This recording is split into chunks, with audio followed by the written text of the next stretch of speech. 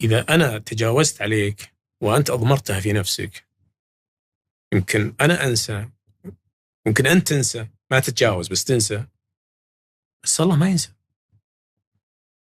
الله ما ينسى، بيسألني رب العالمين. أنا استغرب من الناس اللي في ناس يعتقدون أن هذه كورة لن يسألوا عنها.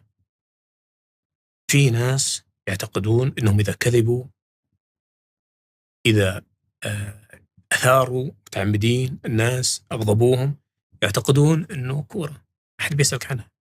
لا، ستسأل عن كل صغيرة وكبيرة، كل صغيرة وكبيرة.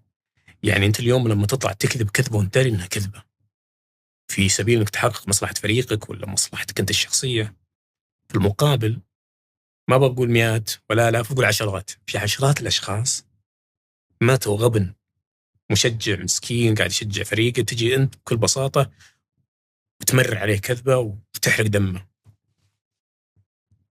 هذا ترى له عند الله حساب، ترى مو هين يا أخي، مو هين عند الله سبحانه وتعالى. فإحنا نتهاون.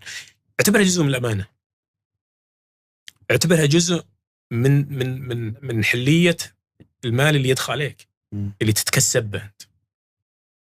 اعتبرها جزء من أخلاقياتك كمسلم، اعتبرها تعتبرها، بس في النهاية ستسأل. مثل ما أنت ستكافأ على العمل الجيد، ستحاسب المظالم ذي بيقتص منها إن شاء الله. لو مشجع صغير ما يعرف أحد، يعرف الله سبحانه وتعالى، يكفي أن الله سبحانه وتعالى يعرف.